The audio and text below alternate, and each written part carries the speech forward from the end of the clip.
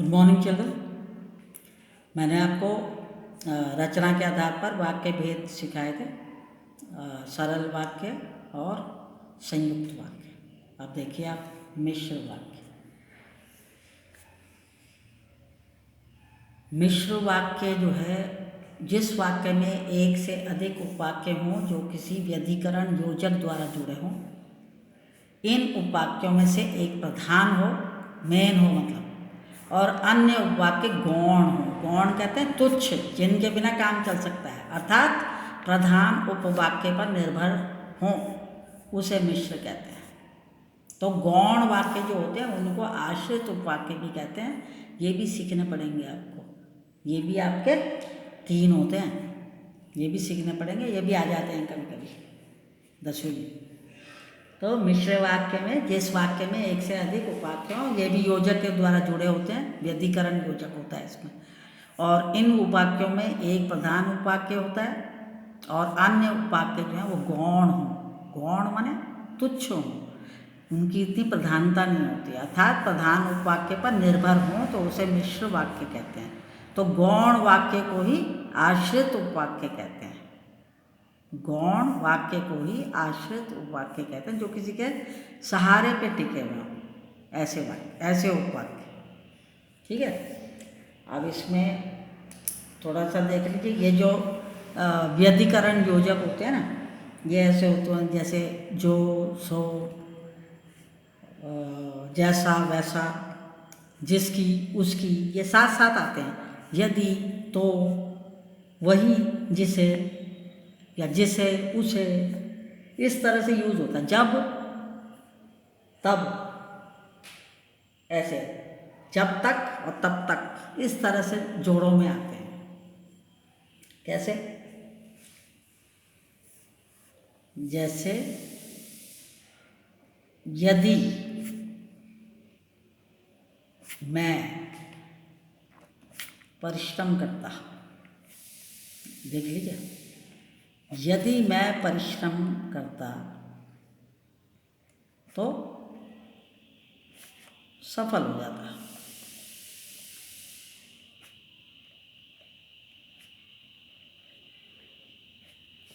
अब यदि, अब तो, ये दोनों आपके व्यधिकरण योजक हैं, इन्होंने जोड़ दिया इस वाक्य को। तो यदि मैं परिश्रम करता तो सफल हो जाता। तो एक के साथ दूसरा जरूर आएगा आपके। ठीक है। दूसरा देख लीजिए, जब वह स्टेशन पहुंचा, जब वह स्टेशन पहुंचा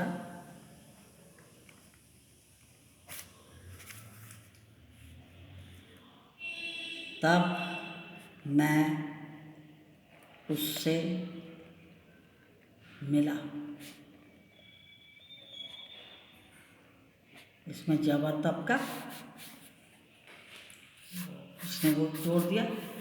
जब वह स्टेशन पहुंचा तब मैं उससे मिला। तो इसे आपके मिश्र वाक्य हैं, जिस वाक्य में एक से अधिक उपवाक्य हों और वो व्यधिकरण योजक से जुड़े हों। ये व्यधिकरण योजक होते हैं, जो सब बताते जा रहे हैं आपको। जैसे यदि, तो, जब, तब, इस तरह से होता है। और बता दूं आपको, यदि आप नहीं जानते किसी भी बारे में, यदि आप नहीं जानते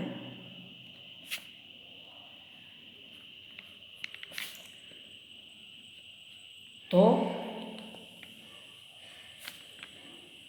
मत बोलिए।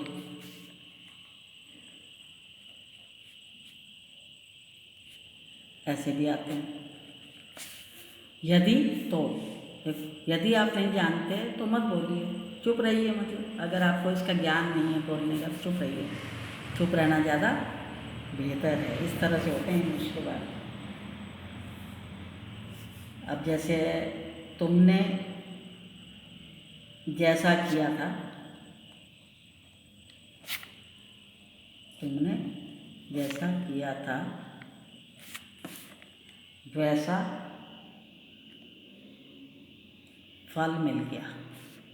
फल माने परिणाम, नतीजा। वैसा फल मिल गया। तुमने जैसा किया था वैसा फल मिल गया। अब जैसा वैसा दोनों योजक आ गए इसमें। तो मिश्र है, मिश्र में थोड़ी सी दिक्कत हो जाती है, बच्चों को समझ नहीं पाते हैं। संयुक्त कर लेते हैं, सरल कर लेते हैं, मिश्र में थोड़ी सी मतलब गलतियाँ काफ़ी करते हैं, समझ नहीं पाते हैं इसको। समझ रहे हैं आप मेरी बात?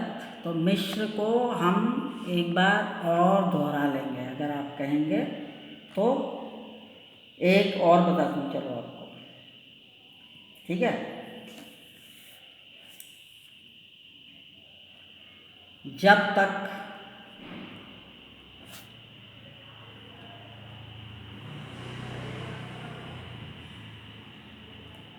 अश्वत्थामा, कौन था अश्वत्थामा?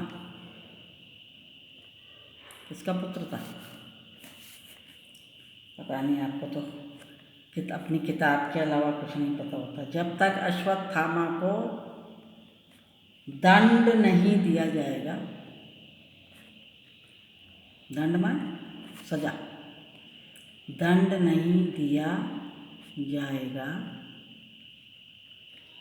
और यहाँ है जब तक, तो क्या होगा यहाँ पे? तब तक मैं यहाँ से नहीं जाऊँगा। काफ़ी लंबा चौड़ा है। तब तक मैं यहाँ से नहीं जाऊँगा, यह है मिश्र वाक्य। अब इसको थोड़ा सा अभ्यास कर लेंगे कि मिश्र को सरल में कैसे बनाते हैं और सरल मिश्र को संयुक्त में कैसे बनाते हैं। ये थोड़ा सा मुश्किल है, इसको दोहराना पड़ेगा आपको थोड़ा सा। मिश्र को देखिएगा, इसको अच्छी तरह से वॉच करना वीडियो को, और समझ आए तो बहुत अच्छी बात है।